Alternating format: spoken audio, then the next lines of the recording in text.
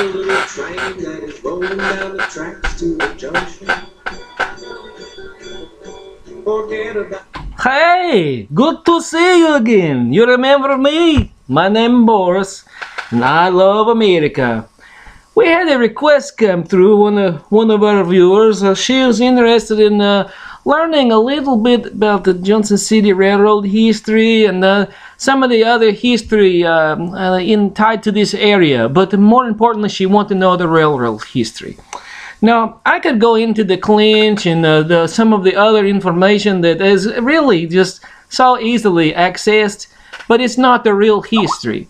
So what we want to do today is we will open this book here to page number, I think it's number 70 maybe. Here we go.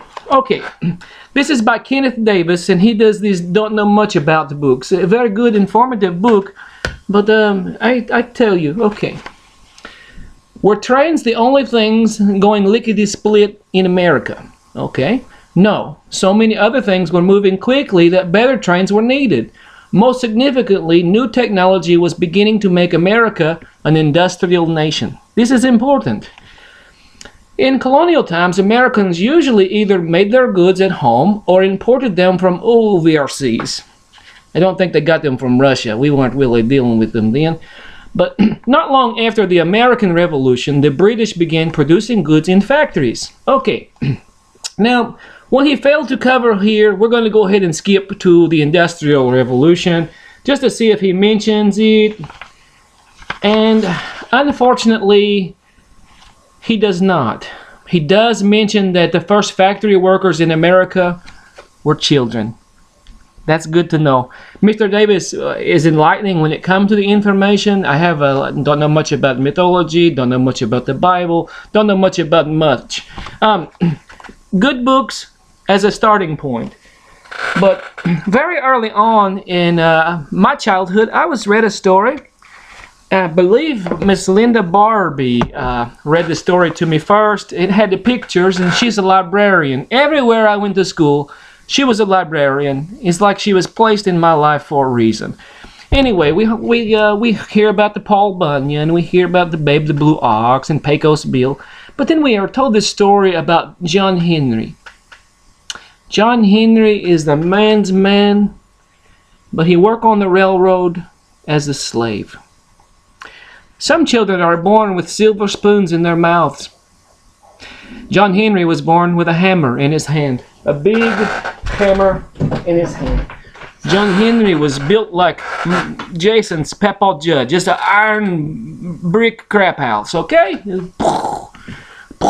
He working on the railroad, John Henry. Well, because of the progress and all the equipment and everything, they want to see if John Henry can beat a machine. So man versus machine. Do you know this story? If you do not know this story, I recommend, well, this book here is American Folk Tales, Myth and Legends. I have a picture book upstairs, but I think I want you to find your answer in that. Because it does not matter if it's Johnson City, Tennessee. It does not matter if it's Chicago, Illinois. The people who worked and built the railroads, they were not the Pinkertons kept everybody in line, but they were not the rich people that were building the railroads. It was the Chinese, the Irish, and the African American. That is a fact. They built the railroads. They died sweating on the railroad and bleeding, being beaten on the railroad. Why? They were slaves, indentured servants. It's so important to understand what was really going on then. And when it hits you, when you really understand, it doesn't matter if it was the Clinch Railroad, the Pacific Northwestern, none of these things matter. What matters is the people that put the work behind it. So I would actually read the folktale about John Henry because he was a real person. And you can also find the songs about John Henry on this YouTube or anywhere. You just do the search and you'll find it. I think that's so important. Again, I'm sorry not to go directly to Irwin. In Irwin, there's a whole lot of railroad history, but there's also a whole lot of history that isn't talked about. You know, Irwin is known for hanging an elephant in, I think, 1911. The elephant, Murderous Mary, she was here in Kingsport for the circus, and she had an abscessed tooth. The trainer did not know this.